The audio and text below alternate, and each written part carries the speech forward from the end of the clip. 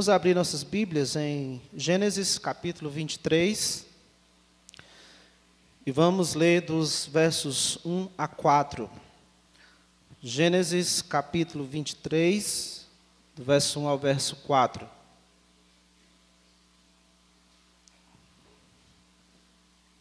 Gênesis capítulo 23, do versículo 1 ao versículo 4.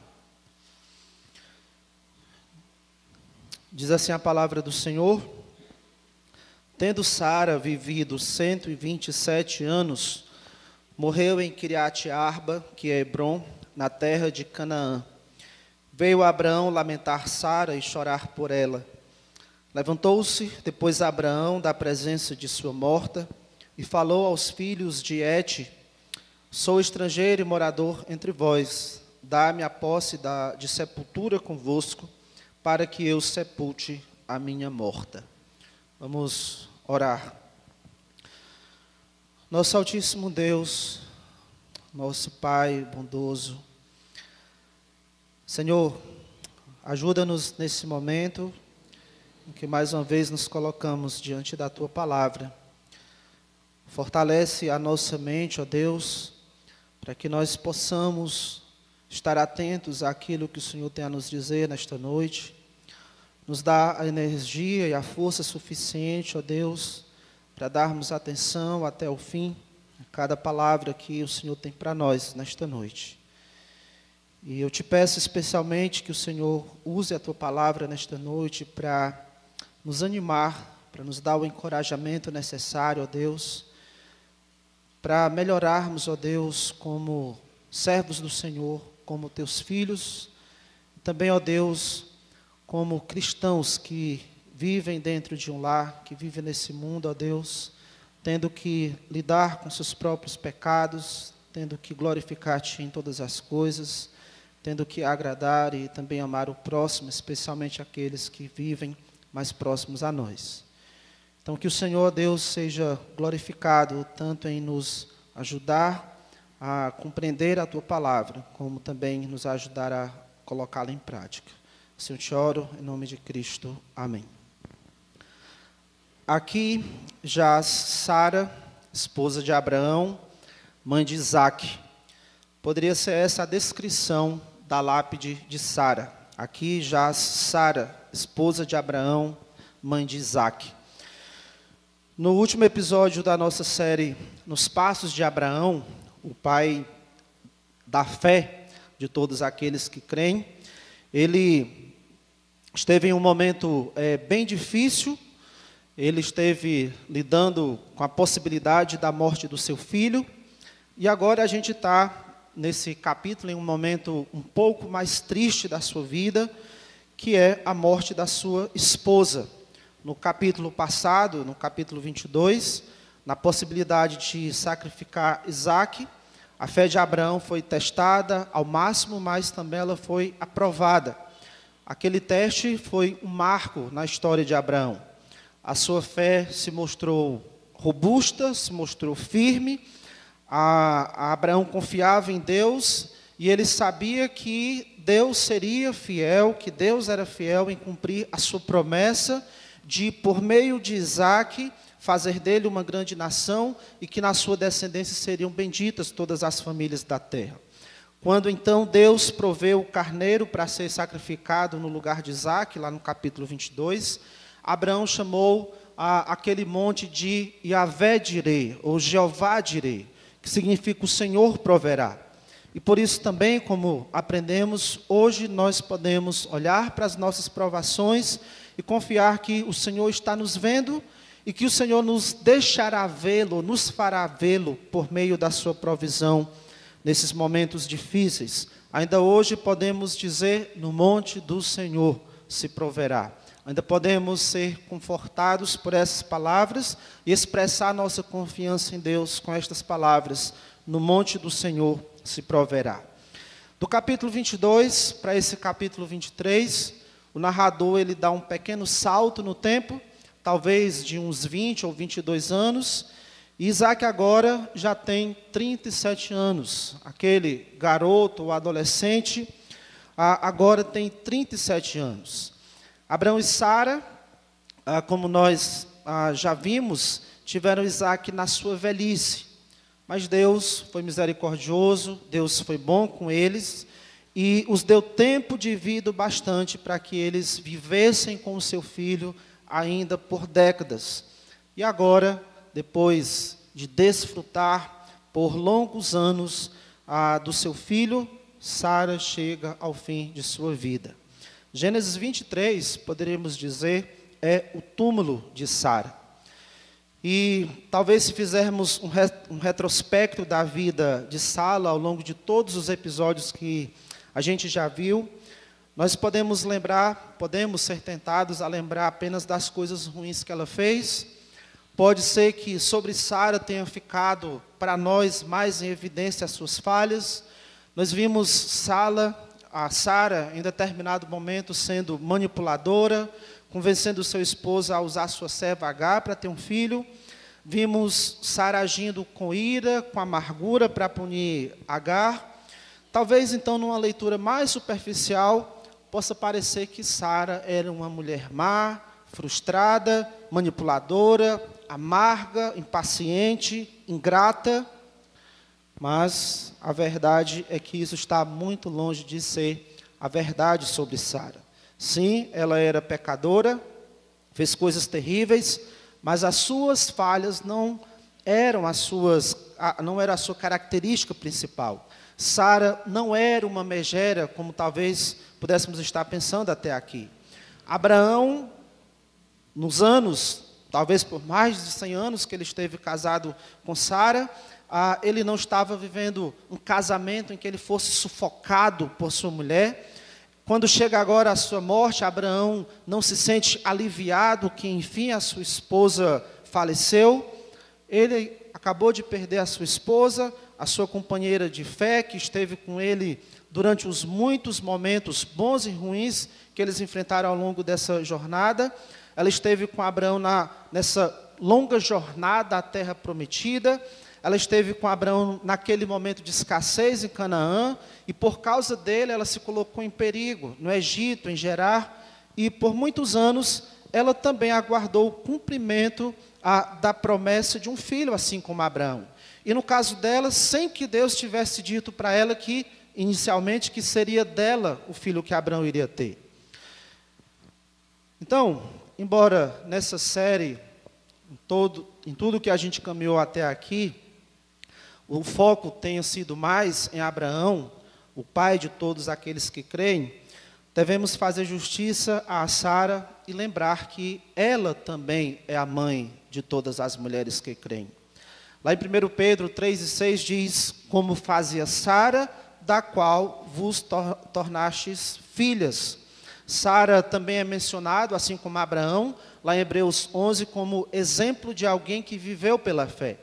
Lá em Hebreus 11:11 diz: pela fé também a própria Sara recebeu poder para ser mãe, não obstante o avançado de sua idade, pois teve por fiel aquele que fez a promessa.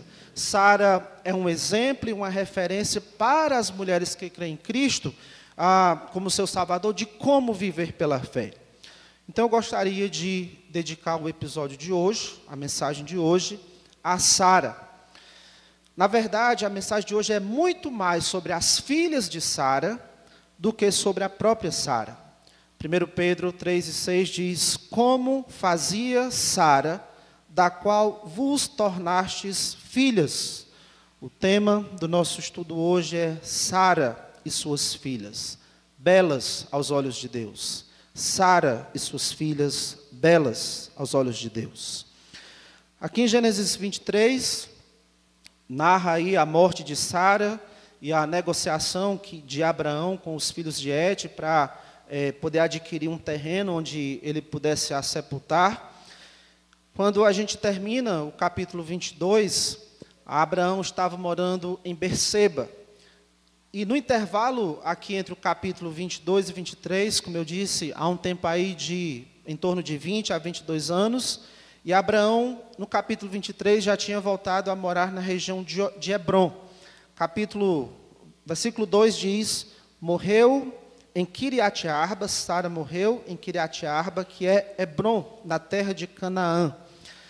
E aqui nessa região, se você lembra dos capítulos passados, foi onde Abraão talvez passou a maior parte da sua vida como peregrino aqui na terra que Deus tinha prometido. E é aqui que ele busca adquirir uma propriedade para enterrar sua esposa. E ele consegue isso, a partir do versículo 17 diz: assim o campo de Efron, que estava em Macpela, fronteiro a Manre, o campo, a caverna e todo o arvoredo que nele havia e todo o limite ao redor, se confirmaram por posse a Abraão na presença dos filhos de Et e todos os que entravam pela porta da cidade. Depois sepultou Abraão a Sara, sua mulher, na caverna do campo de Macpela, fronteiro a Manre, que é Hebron, na terra de Canaã. Capítulo 23, como eu disse, pode ser lembrado com estas palavras: aqui jaz Sara, mulher de Abraão, mãe de Isaque. Sara morre, é enterrada, mas não é esquecida. E as referências no Novo Testamento sobre Sara, bem poderiam ser o seu epitáfio. Ou seja, Sara poderia ser homenageada, tendo escrito lá no seu túmulo as palavras de Hebreus 11:11. Pela fé também, a própria Sara, que aqui estava enterrada, recebeu poder para ser mãe, não obstante o avançado da sua idade, pois teve por fiel aquele que fez a promessa. Ou ela poderia ser homenageada com as palavras de 1 Pedro 3:6, Sara obedeceu a Abraão, chamando-lhe Senhor, praticando o bem e não temendo perturbação alguma. E aí, quando você chegasse ao túmulo de Sara e lesse o seu epitáfio, você, irmã, se sentiria encorajada, inspirada a também seguir os passos dela. Quando Pedro escreve lá na sua epístola sobre o papel da esposa, ele usa Sara como exemplo de fé, como exemplo de esposa. As irmãs em Cristo devem seguir o exemplo de Sara, ou andar nos passos de Sara, porque, como diz Pedro, vocês são filhas dela. A fé de Sara também deve ser vista em vocês. Sara foi um exemplo do tipo de fé que as irmãs devem ter. Então, como eu disse, a mensagem de hoje é mais sobre as filhas de Sara do que sobre a própria Sara. É mais sobre você, irmã em Cristo. Então, vamos para 1 Pedro, capítulo 3, é onde nós vamos nos concentrar hoje. 1 Pedro, capítulo 3.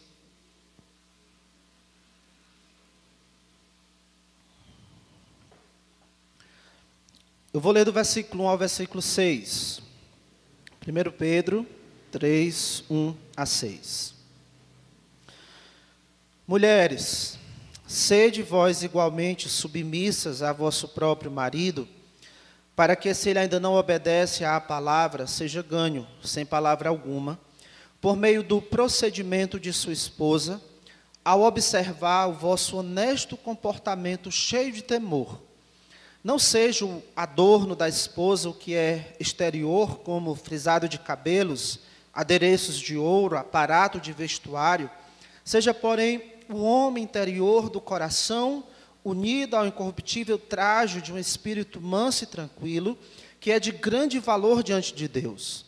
Pois foi assim também que a si mesmas se ataviaram outrora as santas mulheres que esperavam em Deus, estando submissas a seu próprio marido. Como fazia Sara, que obedeceu a Abraão, chamando-lhe Senhor, da qual vós vos tornastes filhas, praticando o bem e não temendo perturbação alguma. John MacArthur escreveu o livro 12 Mulheres Notáveis. O subtema desse livro é Como Deus Formou Mulheres da Bíblia e o que Ele quer fazer com você. E uma dessas mulheres lá do livro é Sara. Mas o que Sara tem assim de tão notável? Se você lembra de Gênesis capítulo 12, quando Abraão chegou no Egito, quando ele deu aquela fuga para o Egito, Sara tinha mais de 65 anos de idade, e uma coisa notável para os egípcios acerca de Sara era a sua beleza. Lá em Gênesis 12, 14 diz: viram os egípcios que a mulher era sobremaneira formosa. Sara era belíssima. A beleza física dela era algo notável aos olhos dos homens. E Pedro, aqui na sua epístola, uma das coisas sobre a qual ele está falando, nesse texto aqui, é da beleza da mulher. Mas não da beleza física, da beleza exterior. Ele fala aqui daquela beleza que é de grande valor diante de Deus, a beleza interior. Ele diz no versículo 3, não seja o adorno da esposa o que é exterior, versículo 4, seja, porém, o homem, ou a beleza seja, a do homem interior, do coração. E ele vai, no versículo 6, citar Sara como exemplo dessa beleza interior. Como alguém que tinha essa beleza, no final do versículo 4, que diz que é de grande valor diante de Deus. Sara era bela aos olhos de Deus. E ela deixou esse legado para suas filhas espirituais. Então, filhas de Sara, sejam belas aos olhos de Deus. As mulheres da cultura romana, dessa época aqui que Pedro escreveu, elas não eram muito diferentes das mulheres da nossa cultura hoje. No geral, as mulheres querem seguir a última moda de beleza. Elas gostam de competir entre si, quem está usando a melhor roupa, a melhor maquiagem, quem está com o melhor penteado, o melhor salto, quem está mais atraente. E nessa competição, como já é sabido, parece que as mulheres se arrumam mais para impressionar umas às outras do que realmente estar bela, ou mesmo para chamar a atenção dos homens. Agora, no caso da esposa crente, ela também deve cuidar da sua beleza, mas da sua verdadeira beleza, que é a interior. A mulher crente deve ser atraente ao seu marido, especialmente pela sua beleza interior. Nos versículos 1 e 2, ele diz, mulheres, sede submissas ao seu próprio marido, para que ele, se ele ainda não obedece à palavra, seja ganho, sem palavra alguma, por meio do seu procedimento, por meio do procedimento da sua esposa, a observar o vosso honesto comportamento cheio de temor. O que vai atrair esse homem aí, o esposo, é esse comportamento cheio de temor. E aqui não é que Pedro esteja proibindo as mulheres de cuidarem da sua beleza física, de modo algum, não é isso que ele faz aqui. A advertência dele é que a mulher crente não foque toda a sua atenção no exterior, ou exagere em cuidar do glamour exterior, enquanto não foca na beleza exterior, enquanto negligencia a beleza interior. Cuidar sim da beleza exterior, mas dar uma atenção até maior à beleza interior. Porque se cuidar só da beleza exterior, o que vai estar lá? Se cuidar só da beleza exterior, o que vai estar lá no interior? Por trás de uma maquiagem impecável, um cabelo com luzes, tintura, enfeites, um penteado invejável, por trás de um passo elegante, de uma voz suave, pode existir uma bruxa do 71. Uma feiura sem tamanho. Os de fora só conhecem a beleza apresentada em público, mas o pai, os filhos, o esposo e os filhos é que experimentam quem é a mulher por trás de tudo isso, de toda essa beleza externa. E Deus, Ele conhece a verdadeira natureza deste coração. Lá em 1 Samuel 16 e 7, o Senhor disse, o homem vê o exterior, porém o Senhor o coração. Irmã, o que o Senhor vê quando olha além da sua maquiagem? O que Ele vê quando olha além da sua pele e penetra lá no seu coração? A sua alma, o seu ser, a sua verdadeira pessoa, quem você é de verdade? É bela.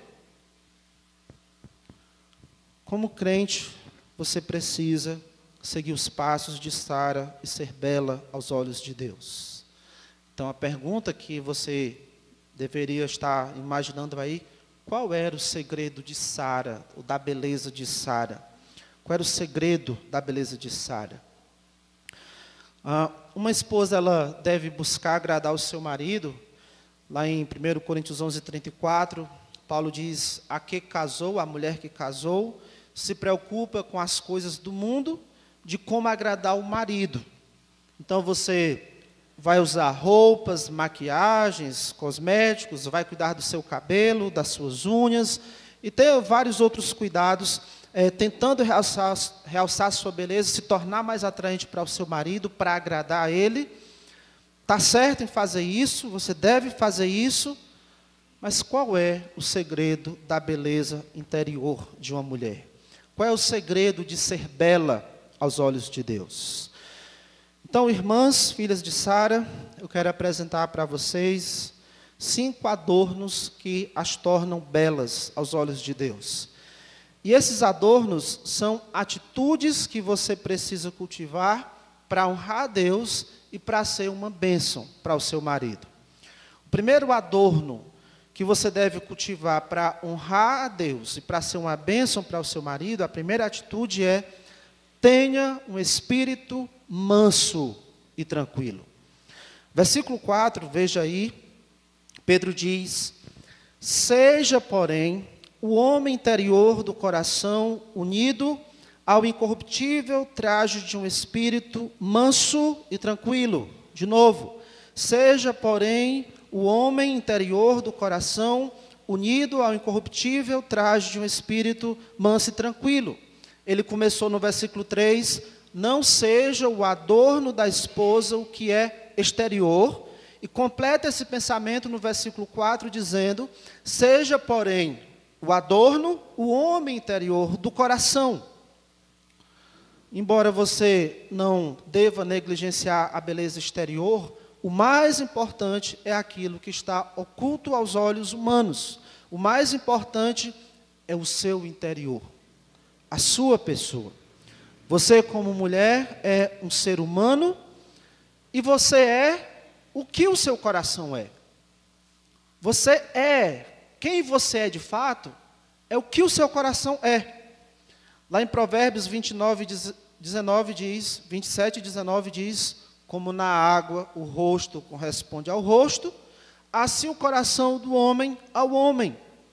Ou seja, o que você é no seu coração, é o quem você é de fato. Esse é o seu verdadeiro, é a sua pessoa, aquilo que você é no seu coração.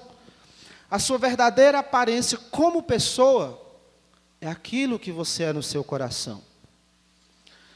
E o seu coração, o seu interior, deve ser adornado por 2 coisas.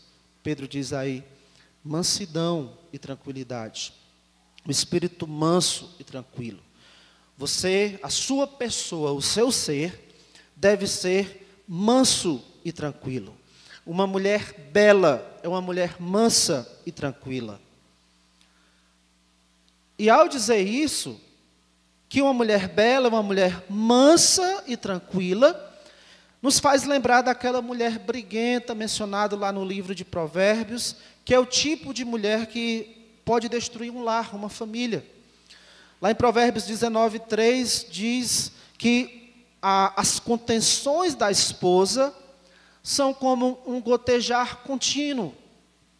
Aquela torneira que fica pingando o tempo todo, que incomoda, que irrita. Ou aquela goteira que fica ali pingando direto e que incomoda. Provérbios 27:15 diz, o gotejar contínuo no dia de grande chuva e a mulher rixosa são semelhantes. E alguns homens são casados com goteiras irritantes. Alguns homens estão casados com mulheres briguentas.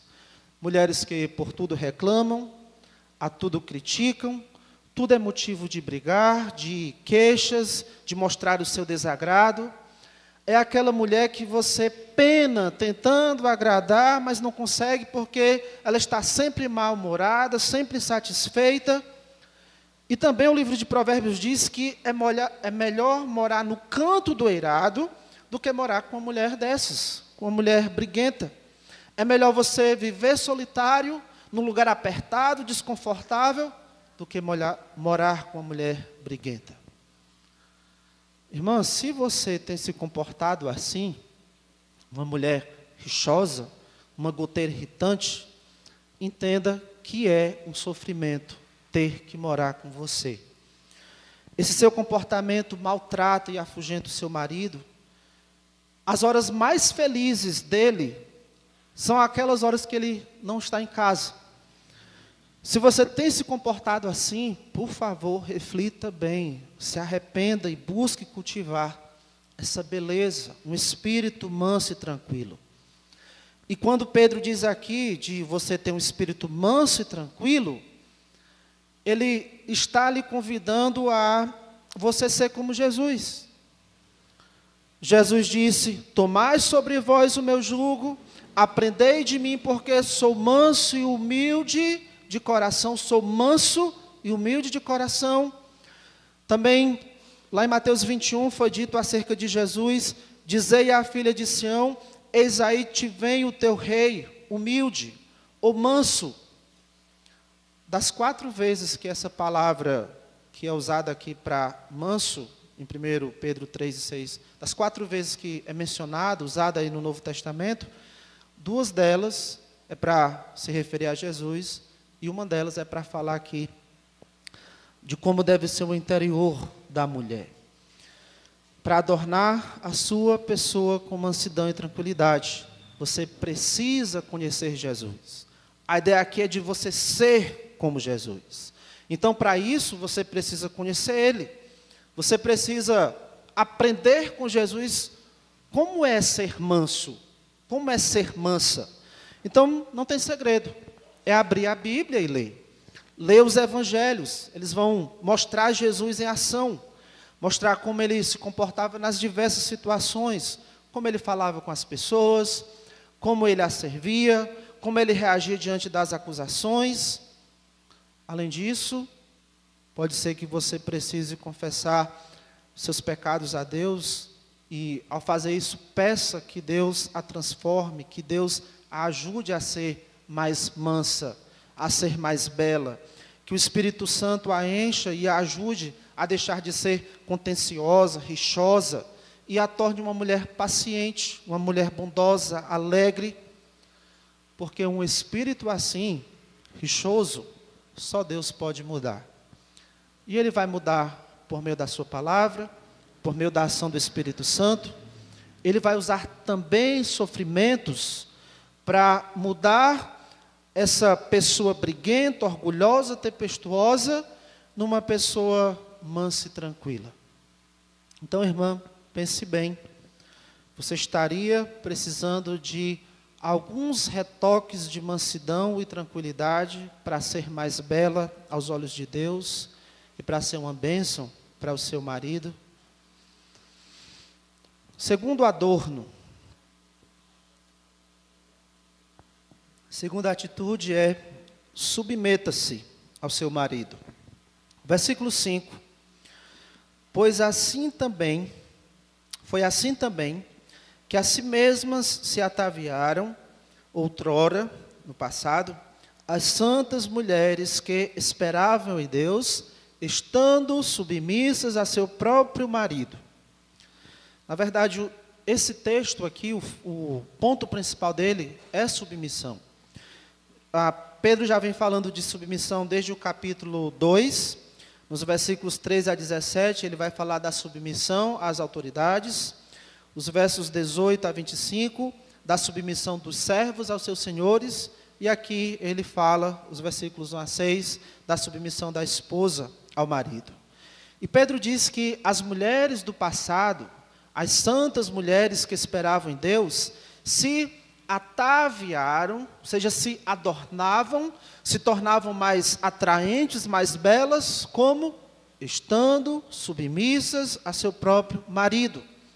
A verdadeira maquiagem que elas usavam era a submissão a seu próprio marido.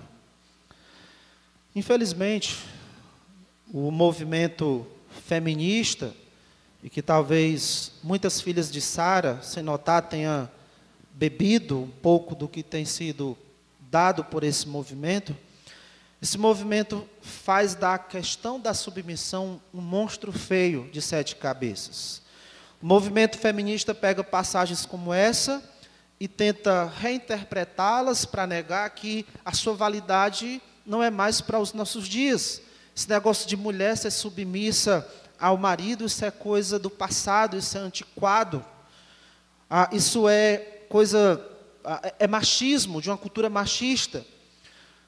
O mandamento bíblico, irmãos, para a submissão da esposa, não é porque a Bíblia, ou Deus, ou os escritores das Escrituras fossem machistas. Não. O mandamento bíblico da submissão da esposa não é fruto da tirania masculina. O mandamento bíblico da submissão da esposa não é algo apenas cultural, de séculos atrás, preso ao Oriente Médio. Não. O princípio da submissão da esposa é fundamentada na ordem da criação. Por favor, abra sua Bíblia aí, deixe marcado em 1 Pedro 3, e vamos ver aqui rapidamente 1 Timóteo 2. 1 Timóteo 2, versos 11 a 13. 1 Timóteo 2, versos 11 a 13. Paulo diz: a mulher aprenda em silêncio, com toda a submissão, e não permito que a mulher ensine, nem exerça a autoridade do homem, esteja, porém, em silêncio. Aqui no culto público, a mulher não deveria exercer um papel de liderança, Paulo está argumentando aí. Ela deve estar em silêncio, ela não deve exercer essa autoridade do homem, porque, versículo 13, primeiro foi formado Adão, depois Eva. Paulo observa aqui, na ordem da criação, o fato de Deus ter criado primeiro o homem, só depois a mulher. Com isso, Deus já estava estabelecendo funções que um iria liderar e o outro iria ser submisso. O primeiro que foi criado seria o líder e o segundo que foi criado seria submisso àquele primeiro. Deus criou o primeiro homem e depois criou a mulher. A submissão da esposa é um princípio e ordem divinos estabelecido desde a criação e válidos para todas as culturas e em todas as épocas. Esse princípio da submissão da esposa ao marido se aplica a todas as culturas em todas e a todas as épocas. A submissão da esposa não diz respeito, o medo que o feminismo tenta implantar na cabeça das mulheres, mas não diz respeito a mulher ser inferior ao homem, no que quer que seja, não é isso. A submissão que Deus ordena, Ele próprio pratica. A submissão que é ordenado às mulheres, ela é praticada entre as pessoas da Trindade.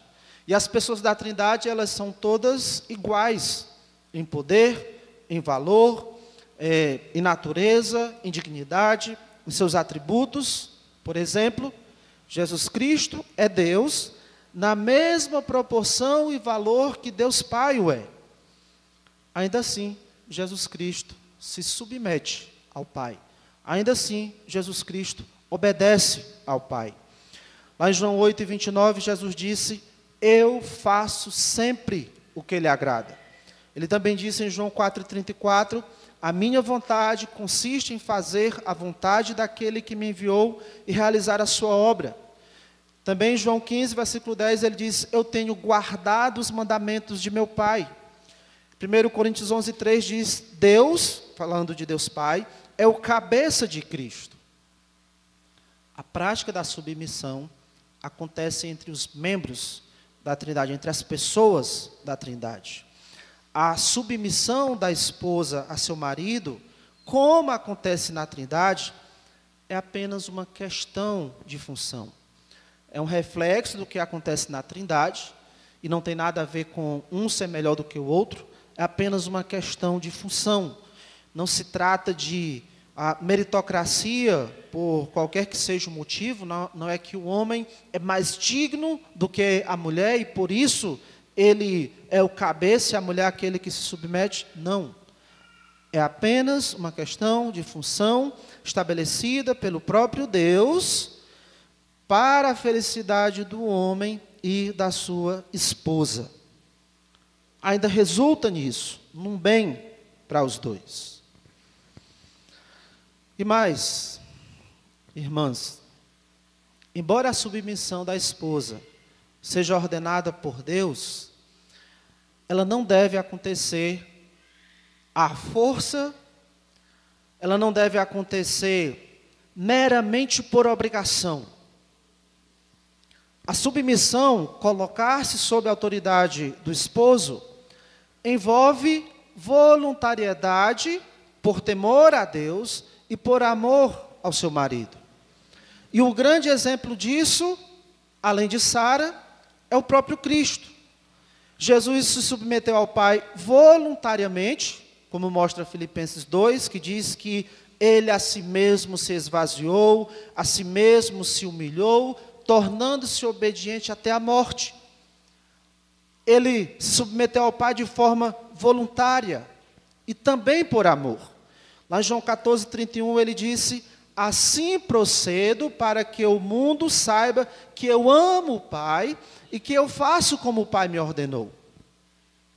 Voluntariedade e amor. Lembre desses dois detalhes sobre a submissão da esposa. É algo voluntário e por amor. Irmã, faz parte da sua beleza interior esse tipo de submissão ao marido? Como pessoa você se torna mais bela à medida que continua submissa ao seu marido. Inclusive, final do versículo 5 diz: estando submissas a seu próprio marido. Não diz que era submissa ao seu próprio marido, mas mostra que era algo contínuo.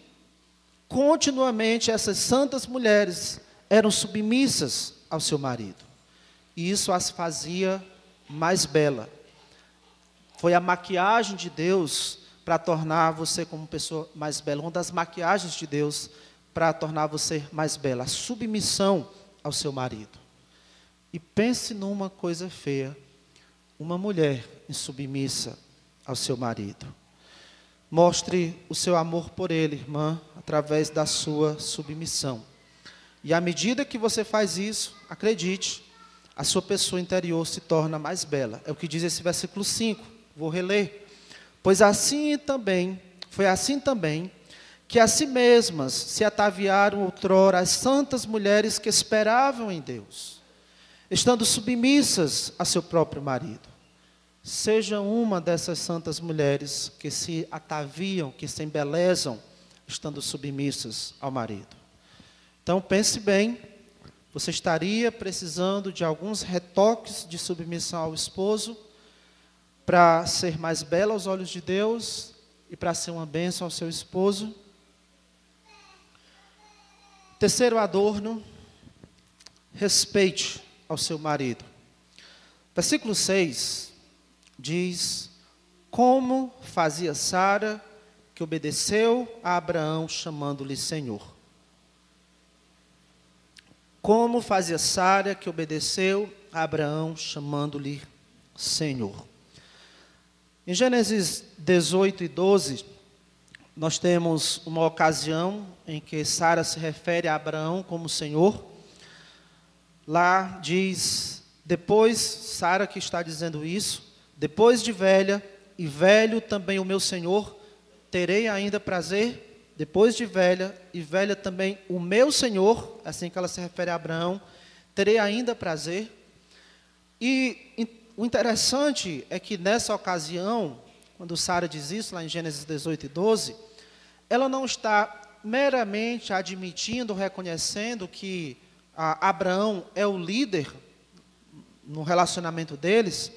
O relato de Gênesis 18 e 12 revela algo que Sara estava pensando.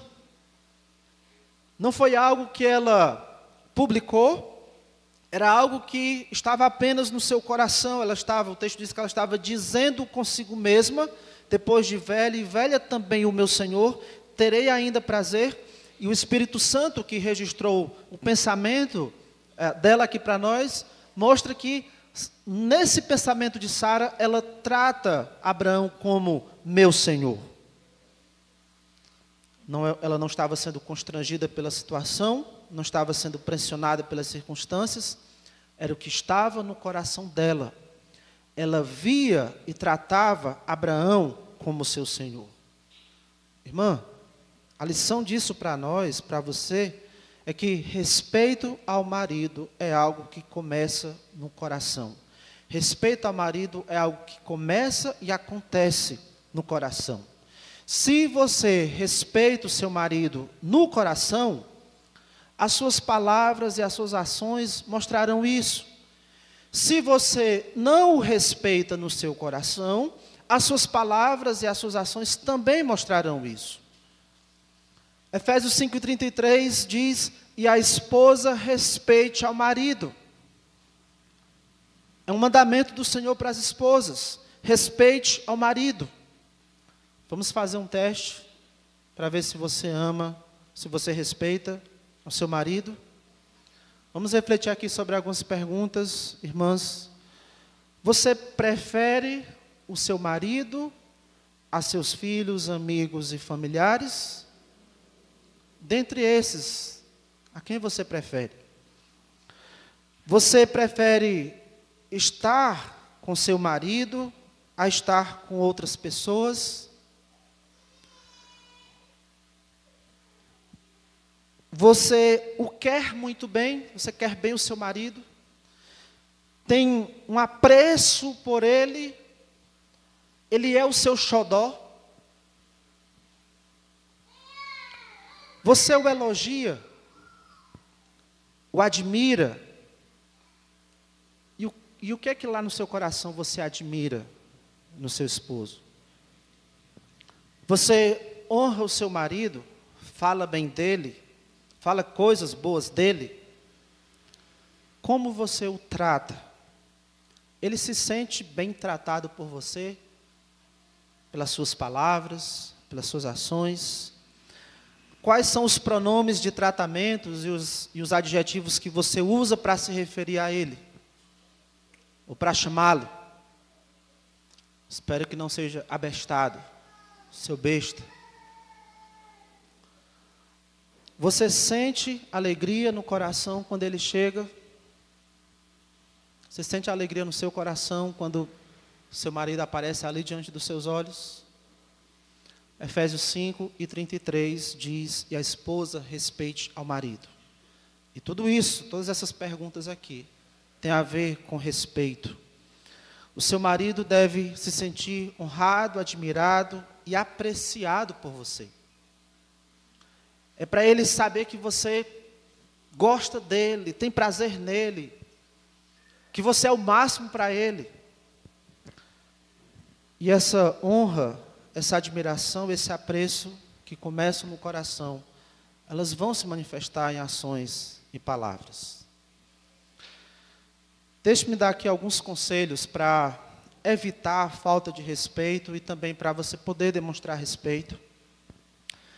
Primeiro, lembre-se que você não é, irmã, lembre-se que você não é o Espírito Santo pessoal do seu marido.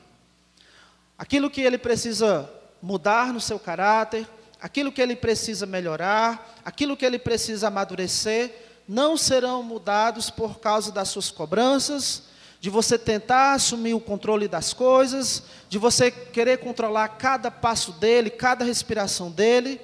Você tentar fazer isso, você só vai sofrer, vai fazer o seu marido sofrer e vai tornar o seu casamento espinhoso. Uma coisa difícil. Se você for querer mudar o seu marido para o seu jeito, para o tipo de marido que você acha que ele deve ser, você vai tornar o seu casamento espinhoso. Esse trabalho de transformar e amadurecer o seu marido não é uma tarefa sua.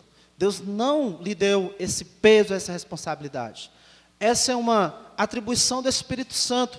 Pode ser que o Espírito Santo use você como uma ferramenta, mas não é a sua responsabilidade. Não tente ser o Espírito Santo na vida do seu marido.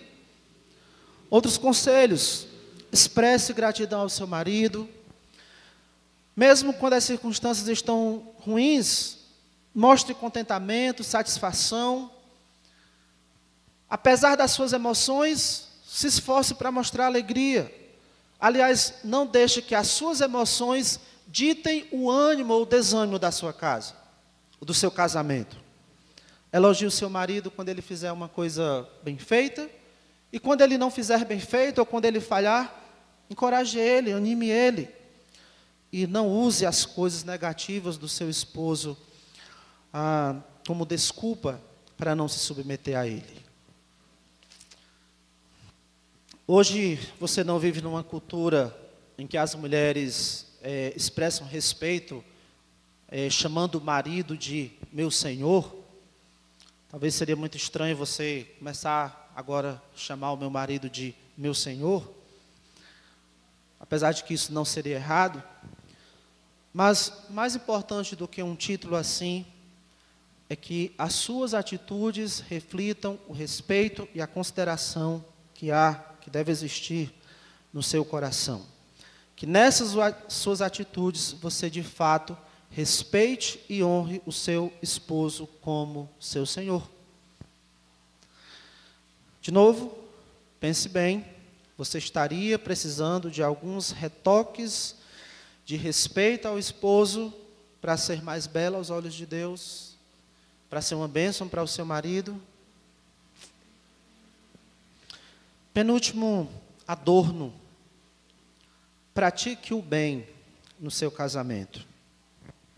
Pratique o bem no seu casamento. No final do versículo 6, diz, praticando o bem e não temendo perturbação alguma. Quando Pedro fala da submissão às autoridades, no capítulo 2, ele disse lá no versículo 15, porque assim, ele disse, para a responsabilidade que nós temos de nos submeter às autoridades, porque assim é a vontade de Deus que, pela prática do bem, façais emudecer a ignorância dos insensatos.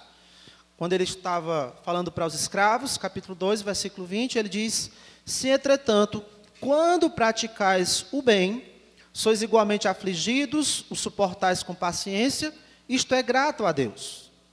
Cumprir os deveres com respeito às autoridades seria, nesse contexto, a prática do bem. No caso dos servos, cumprir as suas atividades de servos, isso seria a prática do bem. E no contexto do casamento, a prática do bem é o agir correto no matrimônio.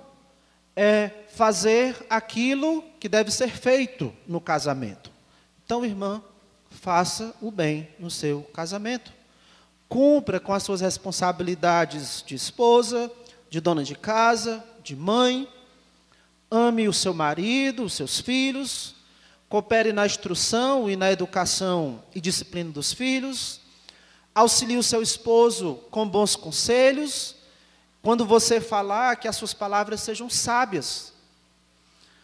Quando você tiver que dar instruções, demonstre bondade. Provérbios 31 e 26 diz acerca da mulher virtuosa, ela fala com sabedoria e a instrução da bondade está na sua língua. A ideia da mulher ser submissa não é que ela possa falar. Fale com sabedoria e com bondade. Seja também uma boa dona de casa, atenda ao bom andamento da sua casa. Não coma o pão da preguiça. Seja diligente nos afazeres do lar. Seja uma esposa sábia que edifica a sua própria casa, a sua família. Seja disciplinada nas finanças. Não pressione o seu esposo para ter isto ou para ter aquilo, ou para ir ali ou acolá, se as suas condições financeiras não permitem. Se for possível, se você tem habilidade para isso, se for necessário, faça algo que possa complementar a renda da família. E se você for fazer isso, que nunca seja à custa da sua família, que a sua família nunca tenha que sofrer por causa disso. E cuidado, não ceda à tentação de usurpar a liderança do seu marido. Além disso, irmãs, lembre-se também que você não tem direito sobre o seu próprio corpo, e sim o seu esposo. Não prive o seu marido de conhecê-la fisicamente. Esteja com ele, deite-se com ele, entregue-se a ele. Se perfume para o seu marido e diga as palavras lá de Cantares 8:14, vem depressa, amado meu. Embriague-o sempre com as suas carícias. A ideia lá de Provérbios capítulo 5. A ideia de você praticar o bem no casamento é que você também viva a vida comum do lar com discernimento. Qual é o seu papel como esposa? Qual é o seu papel como mãe? Qual é o seu papel como dona de casa? Faça isso. Faça o bem no lar. Então, você estaria precisando de alguns retoques da prática do bem no lar para ser mais bela aos olhos de Deus e para ser uma bênção para o seu marido? Último adorno, confiança em Deus. Versículo 6 diz, e não, no final, e não temendo perturbação alguma. E não temendo perturbação alguma. Pedro, ele escreve aqui, parece que originalmente para irmãs, talvez casadas com descrentes. No versículo 1 ele fala, mulheres sede submissas igualmente, sede vós igualmente submissas a vosso próprio marido, para que se ele ainda não obedece à palavra, talvez se tratando de descrente, e mesmo que esse esposo seja nessa condição de um descrente, mesmo que ele seja ruim, Pedro está dizendo para ela, siga o exemplo de Sara. Seja você casada com um crente como era Sara, ou com um descrente, você precisa confiar no Senhor. Precisa confiar no Senhor. E você precisa confiar no Senhor porque as dificuldades e as provações que o seu marido enfrenta também serão peso sobre você, irão pesar sobre você. Sara também teve que partir de uma terra, da sua terra natal para uma terra desconhecida. Sara também teve que, além disso, lidar com seus próprios problemas, com a vergonha da infertilidade. Ela teve que lidar com seus próprios pecados. Ela também foi exposta a perigos quando eles tinham que se mudar de um lugar para outro. Agora, embora em alguns momentos houvesse ansiedade, receio, medos, falhas, a vida de Sara não era caracterizada pela preocupação e inquietação excessiva, não era. A vida de Sara não era caracterizada pelo medo excessivo, Sara não vivia apavorada, não temendo perturbação alguma. Sara não temia perturbação alguma, porque como mulher santa, ela confiava em Deus, irmãs. No verso 5 diz, pois assim também, foi assim também, que a si mesmas se ataviaram outrora as santas mulheres que esperavam em Deus. Mulheres santas que esperam em Deus, não temem o pavor repentino, elas não vivem assustadas, agitadas, perturbadas, porque estão alimentando em seu pensamento que a qualquer instante um desastre vai acontecer. Não, elas descansam no cuidado do Senhor, se vai acontecer desastre ou não, mas elas estão descansando no cuidado do Senhor, elas sabem e confiam que Deus é soberano e que até um fio de cabelo que tiver que cair da sua cabeça, vai ser com o consentimento do Senhor. Então, irmã, talvez o seu esposo não obedeça a palavra por não ser crente ainda, ou por ser um crente negligente. Talvez por falta de temor a Deus, ele a trate com amargura em suas palavras. Talvez não cuide da sua vida espiritual. Talvez ele seja impaciente com você. Você olha para ele e vê que ele não tem discernimento, ele não está percebendo que a maneira como ele tem falado comigo tem me ofendido, tem me machucado. Não ceda à tentação de revidar na mesma moeda ou de desistir. Não perca a esperança. Espere em Deus. Seja uma mulher atraente para esse homem. O ganhe sem palavra alguma. Como? Que a sua beleza interior seja vista nesse comportamento, como disse Pedro, honesto e cheio de temor. um comportamento confiante no Senhor, que espera em Deus. Em outras palavras, faça o certo, confie no Senhor e deixe os resultados na mão de Deus. Confie no Senhor. Não viva aí perturbada, inquieta, como se não existisse esse Deus de Abraão e de Sara. Seja bela aos olhos de Deus e aos olhos de seu marido. Então, os adornos de uma mulher bela aos olhos de Deus são um espírito manso e tranquilo, submissão e respeito ao marido, fazer o bem e confiar no Senhor. Filhas de Sara, essa beleza da qual estamos falando aqui, ela não desaparece, não vai desaparecer quando você lavar o seu rosto ou quando você envelhecer. Essa beleza não vai diminuir quando você desfizer o seu penteado, quando você tirar o esmalte das suas unhas, quando você remover a maquiagem, não. No versículo 4, Pedro diz, seja, porém, o adorno, o homem interior do coração, unido ao incorruptível trajo de um espírito manso e tranquilo. Diferente da beleza exterior, das coisas que você usa para realçar a sua beleza exterior, esse adorno interior é incorruptível. Essa beleza não é transitória. Não existe hoje e amanhã você está menos bonita, não.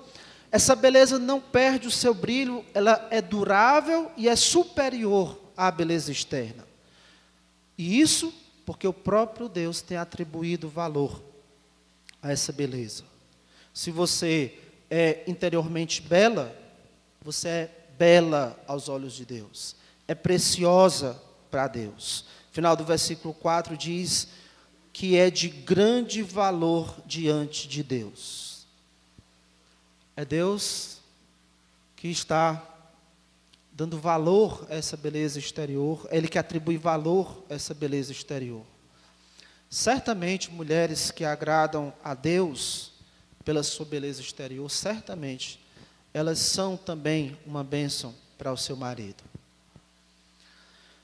Agora, para os irmãos, aqueles que ainda não têm o seu cônjuge crente, talvez você não seja casado com uma filha de Sara, talvez quando você se tornou um filho de Abraão, a sua esposa não seguiu o mesmo caminho da fé.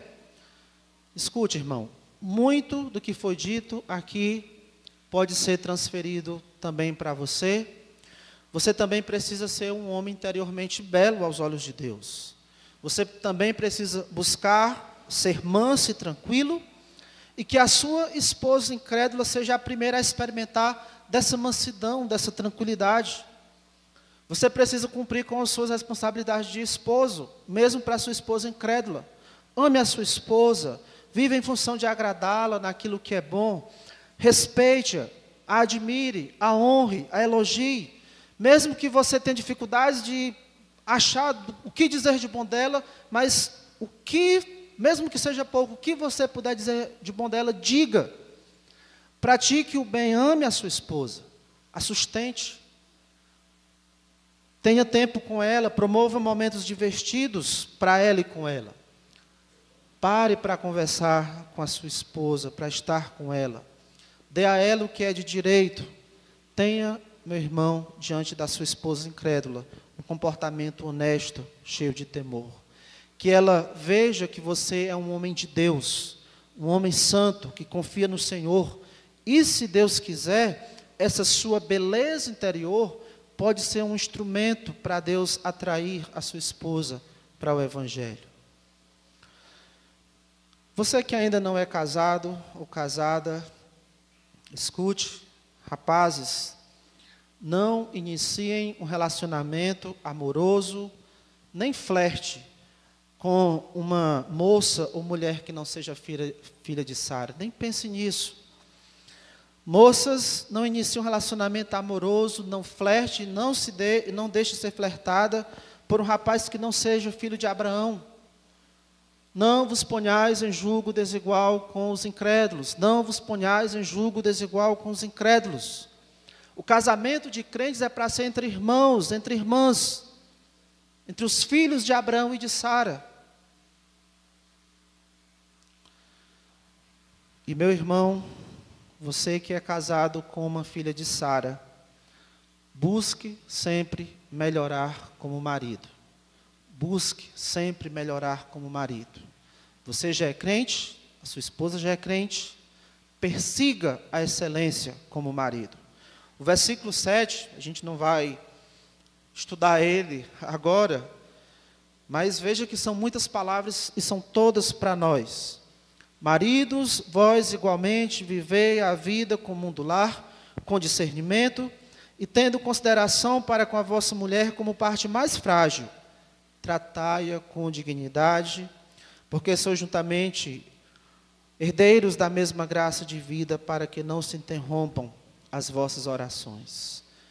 Persiga a excelência, persiga a excelência. E por fim, irmãs, assim como Sara, um dia você também vai morrer, você vai ser enterrada. Talvez o seu marido, assim como Abraão, queira lhe enterrar num lugar especial. Abraão comprou toda uma propriedade, um lugar com jardim para ele enterrar a sua esposa. Pode ser que o seu marido queira fazer algo parecido com você. Mas depois que você for enterrada, o que será lembrada de você? O que será lembrada de você?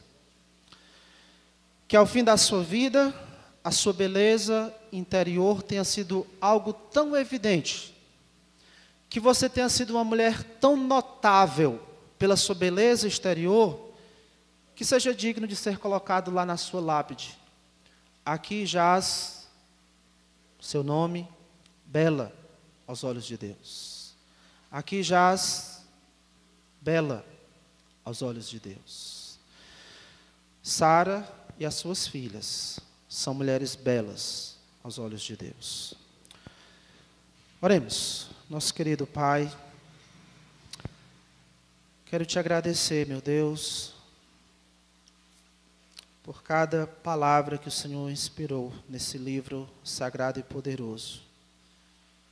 Santo Deus, nos ajuda as nossas famílias,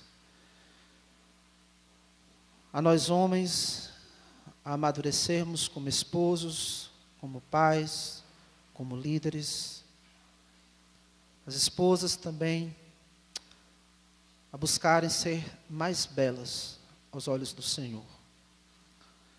Que as famílias que atualmente, ó Deus, os casamentos que atualmente estejam com dificuldades, que o Senhor conduza cada coração à submissão à Tua palavra, Deus, para que esses casamentos sejam fortalecidos. Que aqueles que estão orando ao Senhor em favor de um cônjuge, que estão se preparando para casar, que desde o início, ó Deus, já tenham os devidos cuidados para manter sempre o casamento forte, ó Deus, sobre os princípios da Tua palavra. Te rogamos em favor daqueles cônjuges ainda não crentes. Ó Deus, usa os Teus servos e as Tuas servas para que tenham um comportamento honesto, cheio de temor. E isso sirva de testemunho para esses descrentes, que eles se sintam atraídos pela beleza interior dos Teus servos e servas, Pai. Eu te oro, meu Deus, que especialmente todos nós, como Igreja de Cristo, sejamos belos aos Teus olhos. Amém.